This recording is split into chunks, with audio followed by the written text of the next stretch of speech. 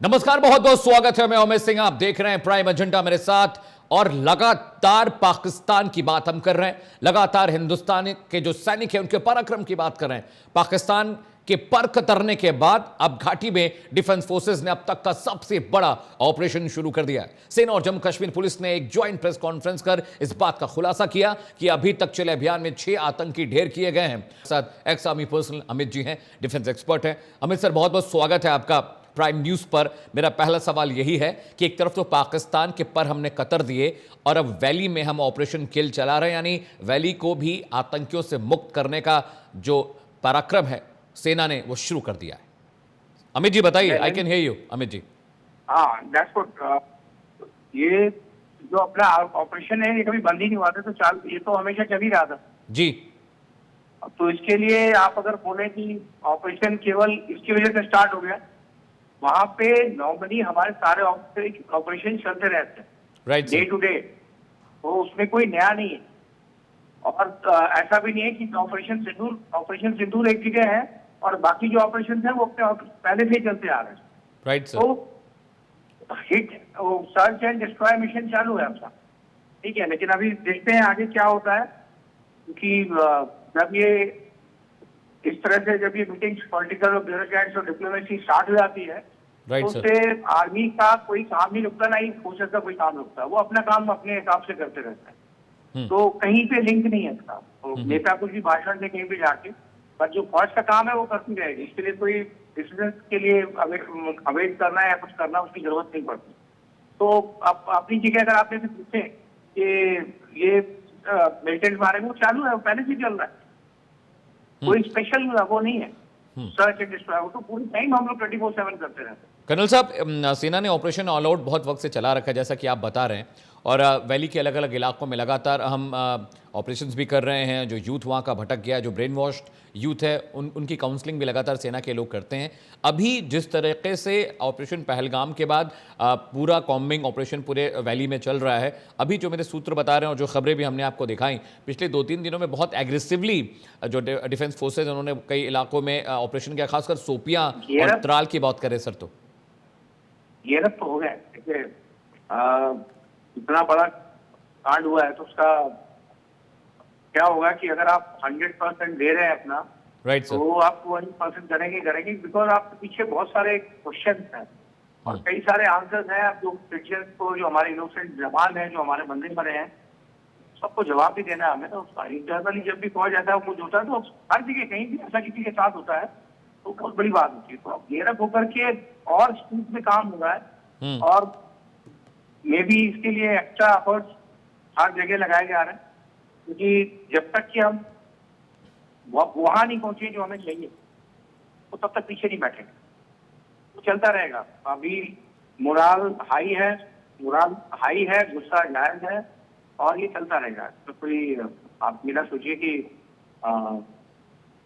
कोई डिप्लोमेट जो पॉलिटिक्स का है या कोई इससे फर्क है, बट हाँ, ये अपना ऑपरेशन वैसे करेंगे पूरे मुस्तैदी के साथ और गेयरअप हो गए हैं। तो आप भी देख रहे हैं रिजल्ट मिलने शुरू हुए हैं। प्लस एक और चीज भी है कि अब लोकल्स भी साथ में आ रहे हैं।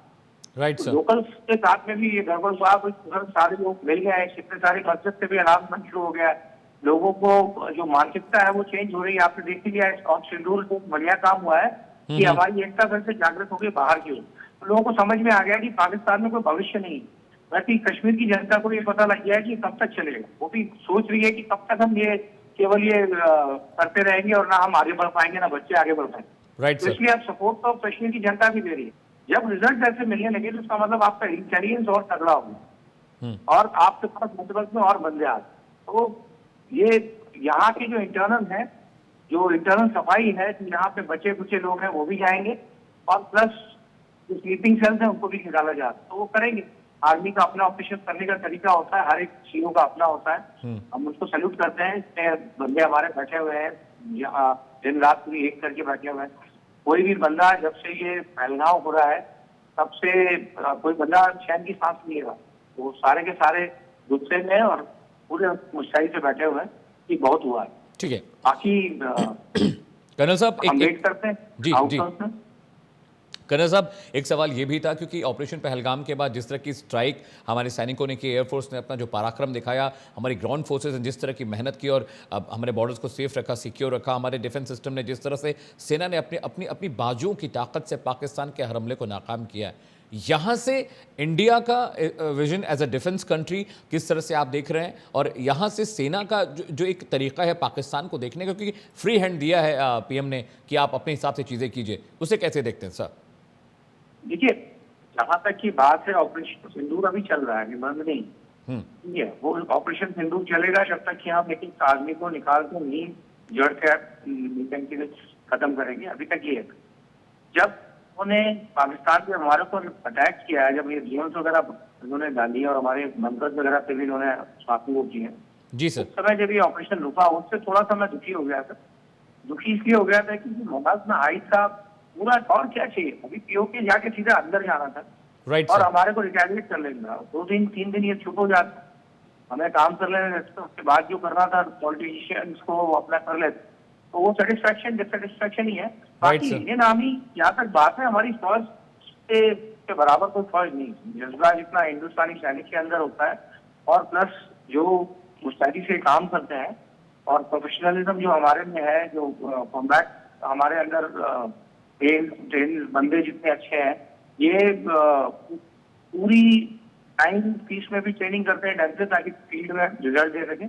तो इन्होंने हमें हमेशा कभी भी नीचा नहीं दिखाया, हमेशा ऊपर दिखाया। तो फौज का तो कहीं से कोई वो नहीं हुआ, फौज का तो अपने मन के हिसाब से काम करते हैं। लेकिन इस बार जो हुआ, जब आप जानते हैं कि वहां पे जड़ है, और दूसरा उनका प्राइम मिनिस्टर, ये प्रधानमंत्री, ये प्रेसिडेंट और जनरल साहब और इनके डीजीएमओ इतना खुल करके कैमरे में आके हमारा मजाक उड़ा रहे हैं, बना रहे हैं, इसलिए थोड़ा सा दुख होता है कि हमें थोड़ा सा इसको जमीन पे लाना चाहिए था और गिड़गिड़ा के इनको बोलना चाहिए था। वो थोड़ा सा मुझे लगा बिल्कुल। कि हमें ये सेटिस्फेक्शन नहीं होता है। कर्नल साहब, सिर्फ आप ही इस नहीं तरह से बात करनी। सर, आप ही नहीं, हम हिंदुस्तानियों को भी इस बात को लेकर थोड़ी सी दिक्कत हुई कि जब ऑपरेशन इतना अच्छा चल रहा था, हमारी आर्मी इतना अच्छा परफॉर्म कर रही थी, तो शायद सीज फायर नहीं करना था। वो पॉलिटिकल राजनाथ सिंह का भुज में ये बयान, और जिस तरह से इस बार सेना ने परफॉर्म किया है, और मुझे लगता है लीडरशिप, और जिस तरह से आज इस बार खुले तौर से एमई और सेना ने अपने प्रेस कॉन्फ्रेंस किए हैं, मुझे लगता है शायद करगिल के बाद ये मौका पहला रहा होगा।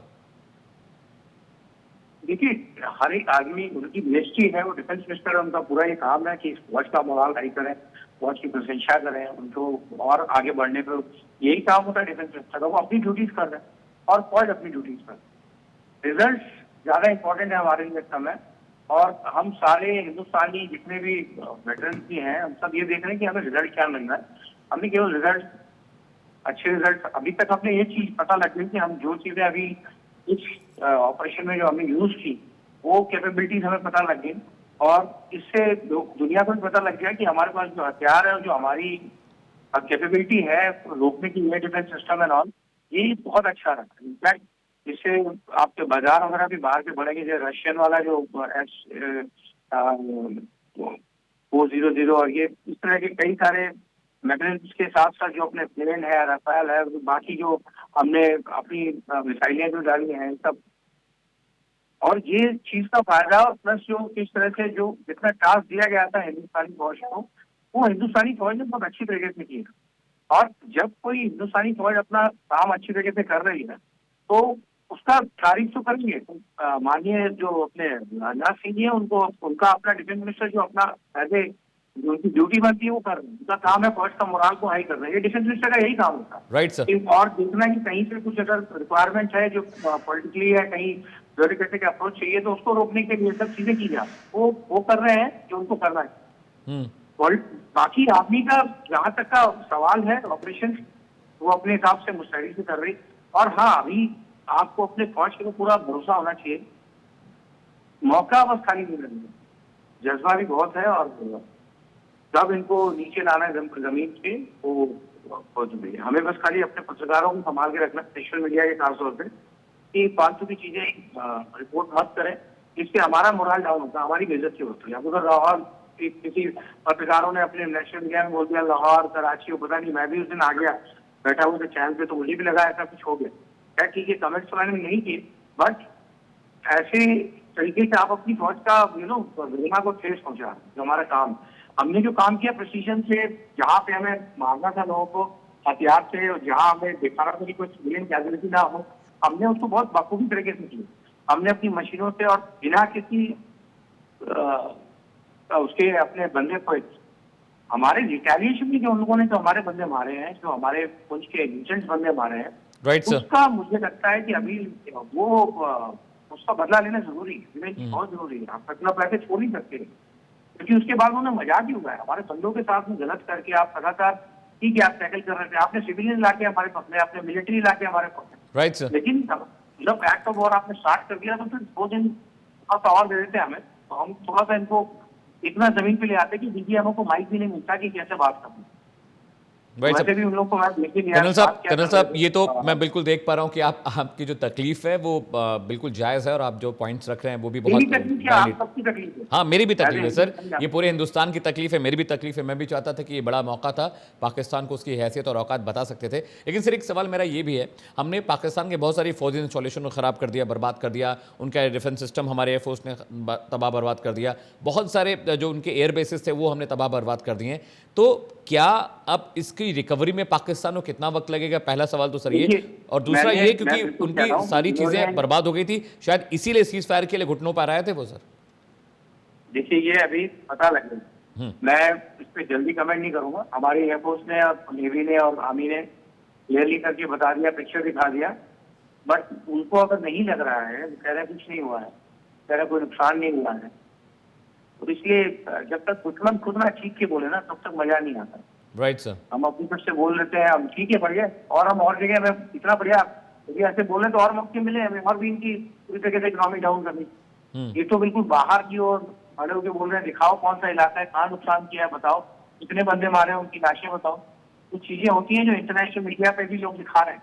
तो जिस तरह से ओवरऑल मैं तो बिल्कुल साफ साफ बोलने वाला हूँ, उसमें कोई, जब हम कुछ करते हैं उसका रिजल्ट सामने वाले के पास से दिखना चाहिए।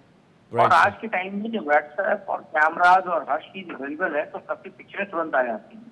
लोग अगर ये बोले कि केवल एक ही कैमरा है और बाकी किसी को पता नहीं है, इंस्टॉलेशन सारे पता लग जाते हैं, गूगल पे भी पता लग जाते हैं, हर जगह से पता लगता है। तो हमें खाली ये है कि वो हमने किया है, अगर उनको विश्वास नहीं हो रहा है तो हमको विश्वास दिलाना पड़ेगा। दुश्मनों को विश्वास दिलाना बहुत जरूरी है कि आपका, वो कह रहा है कि मेरा कुछ हुआ नहीं है, और जाओ जो उल्टा हमारी बेइज्जती कर रहा है भूल करके कि देखो कैसे घुटने पे गया, इंडिया हार गई।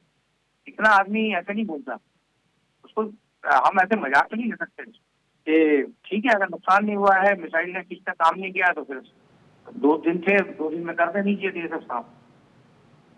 ठीक है। न्यूक्लियर वॉरफेयर का उनको खाली डर है, और बाकी ट्रम्प चाइना सबको डर है, क्योंकि एक बार वो निकला तो क्लाउड जो है आपके इंडिया पाकिस्तान में अगर न्यूक्लियर वॉर होगी तो अमेरिका और ये रशिया और चाइना और ये बाकी के ईरान, अफगानिस्तान, ये सब लपेट में आएंगे।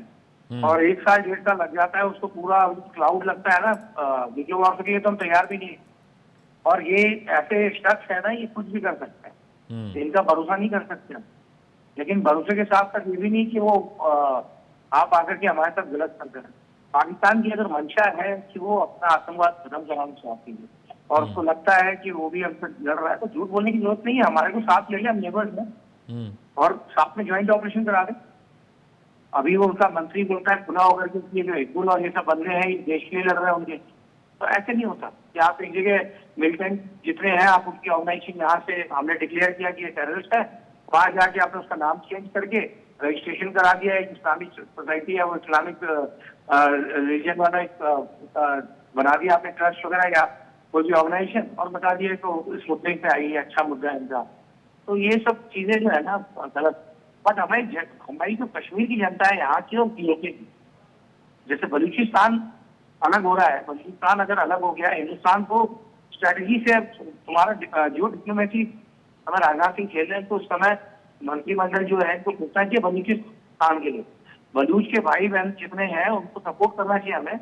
और अगर बलूच हमारे पास आ गया तो हमने तो उनको पूरी तरीके से घेर लिया, कहीं से भी घेर लिया। आप खुद सोचो कि आपका जो वेस्टर्न साइड है, वेस्टर्न बलूच अगर पूरा इनके पास में अलग हो गया, पाकिस्तान पूरा फिर आइसोलेट हो जाएगा, और जब आइसोलेट हो जाएगा तब उसकी नाक पकड़ के, कान पकड़ के हम कुछ भी करा सकते हैं। Right sir. चाइना अपने हिसाब से चल रहा है, चाइना का अपना दिमाग चल रहा है, ये यहाँ से कितना फायदा मिले, क्योंकि कॉरिडोर पूरा उन्हीं का है।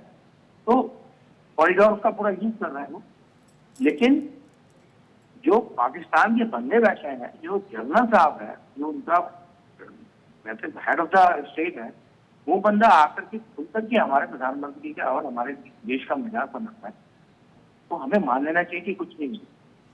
अब मैं बिल्कुल साफ बोलूँ, बिल्कुल अमित ऐसे सर, नहीं हम होता कि आप वेरी किसी सॉरी को- सर, थोड़ा टाइम कम था, ये डिस्कशन बहुत लंबा चलना चाहिए था, और जो बातें आप बता रहे हैं sir, I am loving it because बहुत सारा ज्ञान आपसे मिलता है, आप एक्स आर्मी पर्सनल हैं। लेकिन माफ़ी चाहता हूँ सर, वक्त थोड़ा कम था। बहुत बहुत शुक्रिया हमारे साथ जुड़ने के लिए। यहाँ रुकने छोटे से ब्रेक के लिए, कहीं जाएगा नहीं, खबरें लगातार जारी हैं।